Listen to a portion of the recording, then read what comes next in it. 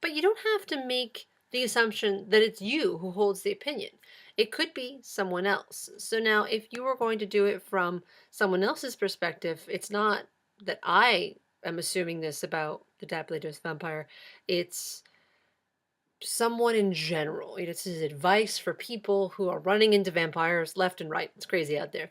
When someone meets a dapperly dressed vampire, he or she should assume it is Halloween before worrying.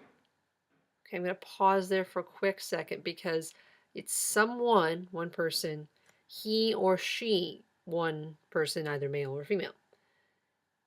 If people meet dapperly dressed vampires, they should assume it is Halloween before worrying. There's more than one person, so there's a they right in there. But if there's one person, if it's one or someone, it needs to be he or she, or you need to get creative because they always refers to plural. It's going to be more than one person involved in the situation, and that is just something, and it may even change within our lifetime. But right now, the academic convention, the way that it is considered formal and proper attire for an academic paper is different from how we talk. When we talk, a lot of times it's very comfortable to say they so that you don't assign a gender. You're not saying this person, he, you're just saying this person, they go outside. And it's kind of blank, it's kind of generic. And unfortunately, that's just not part of the academic culture right now. And that may change, but for now, that's considered informal. It's considered to be something you might say. So someone, he or she, if it's going to be, if you want to use they, then it needs to be people. It needs to be more than one person doing the action. Okay, let's look at number 3.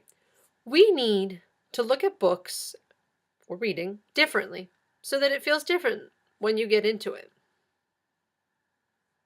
We do, you and I. Really? Again, this is probably going to be a student example, a school example. Students need to look at books and reading differently so that it feels different when they get into it. So, more than one student, they're doing something. If it's a student, he or she gets into it, and the verb gets changed too. Okay. When you read this, you will know that it's time to try rewriting on your own. When students read this, they will know that it's time to try rewriting on their own. So there's nothing bad about writing informally, except if you have to write formally. So it's just a question of the place and the situation. What we're going to practice, what I'd like for you to practice, is a couple sentences that are coming along with this, and just take some time to see if this makes sense. They're sentences that your classmates and you have written. You'll probably recognize some of your own in there. Um, I want you to take the underlined the underlined words, and try to come up with the subject. Who is actually being talked about here? We could spend some more time talking about contractions, but I think the easiest thing with contractions, honestly, is just never to put them in your paper for academic purposes. Assume that they are not going to be proper prom attire because if you avoid all contractions, not only do you get a more formal sounding paper like you cannot go outside now, or you know the dog knew it could not go outside, but if you avoid contractions, you will not have a problem with your and your. Y-O-U apostrophe R-E versus Y-O-U-R is a big one that gets people confused because they're homonyms. They sound just the same, and it's kind of tough. And if you get rid of apostrophes, you will always spell out you are or write your. You'll always spell out you are going to the store, or your truck, your flower, that sort of thing. Y-O-U-R. Another one that really helps with is the there, and there, the T-H-E-I-R. that's their flower. The there, that over there is my rose, my truck. Um, versus they're like they are going to the store to buy a flower. Theyre. If you always write they are, then you've automatically reduced your chances of mixing the there, and there up. So that's a good thing. I'd like for you to take just a couple minutes and go through these sentences and just see if you can grab who the real subject is. It's just a practice. There isn't going to be a grade, but it's something that a lot of people are getting tripped up with. So I want you to just take a couple minutes and see if you can uh, just crack down on how this works. When you get into the habit of always questioning yourself after you write, who's the subject here? It makes your writing clear not only to the reader but also to yourself. But when you're writing, I would just write as it comes out and it feels comfortable. Then, as you're editing, going back, looking for formal language, looking to change that, that's where you start polishing this stuff out. Over time, it will become easier, absolutely, but it's not something that you want to like trip yourself up with. Um, so do spend time with this, but also look at it as a tool that you can use in your revising and editing process.